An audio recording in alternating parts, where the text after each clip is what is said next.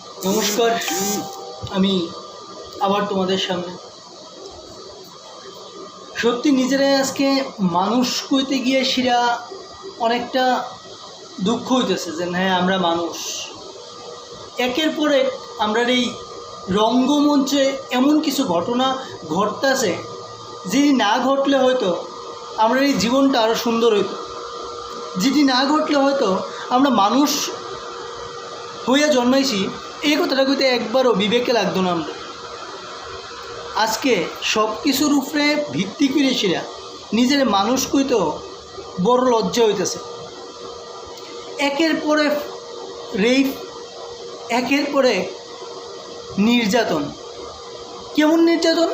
এটি শুধু নির্যাতন না, এটি মানুষ হিসাবে জন্ম নিয়েছিলেন ইডারে একটা মানে কোন ভাষায় বুঝামু আমি বুঝতে পারি না। একটা মেয়ে যে নাকি ডাক্তার, তারে প্রথম মারলো, রেপ করলো, আবার মারলো, শেষ করে দিল মেয়েটারে। সেই কালকের ঘটনা, একটা হাতি রাস্তাতে জঙ্গলের বেরিয়ে রাস্তায় আইছে, কেলিকে আইছে তা জানার কারো দরকার পড়ছে না। মধ্যে রাস্তায় লোহার রড গরম করে তারা মেরে এল। সত্যি কি আমরা মানুষ? নিজের বিবেককে প্রশ্ন করে দেখে তো, সত্যি কি আমরা মানুষ?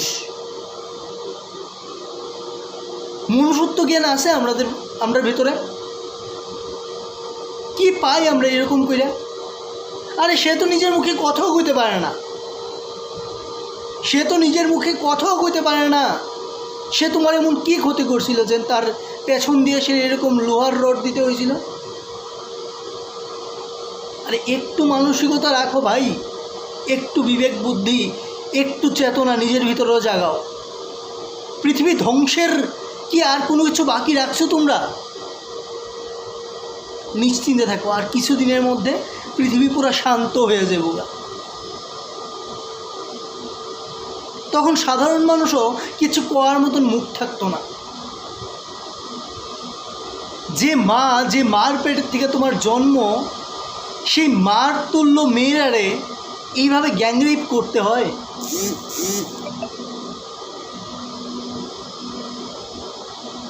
আরে সেক্স শব্দটার অর্থ বুঝো?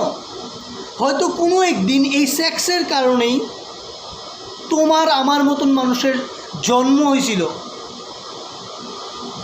ভালোবাসলে সেক্সের দরকার আছে তার মানে এই না হিংসার টুপে ভরে শিরা কারো জীবন নষ্ট করে দেব।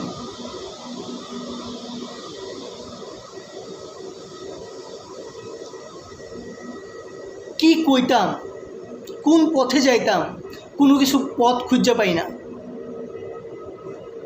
বিদ্রোহ করলে তুমি হয়ে যাবা সমাজদ্রোহী, যদি গলা চেঁচায় কথা কও তাহলে তোমার ভেতরে মনুষ্যত্ব জ্ঞান নেই। আরে ভাই, তোমরার ভিতরে আছে তো, যারা এরকম কাজগুলি করতেছো তোমরার ভিতরে আছে তো? নিজেরে কোনোদিন প্রশ্ন করছো?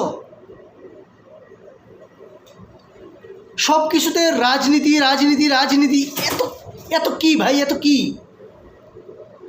জীবনে মানুষ কয়টা বছর নিয়ে আয়ে, কয় বছর বাঁচবা তোমরা?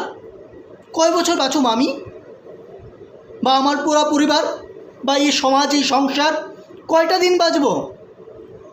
মানুষ একটু বাঁচতে দাও না ভাই।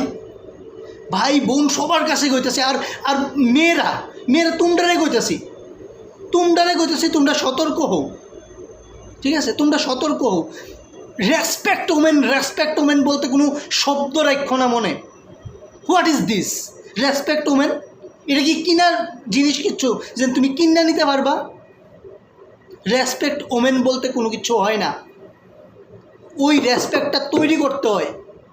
রক্তচক্ষু দেখাও, নিজের বিবেকের মধ্যে চেতনা জাগ্রত করো, মাথা তুল্লা চলো, অন্যায় দেখলে প্রতিবাদ করতে শিখো।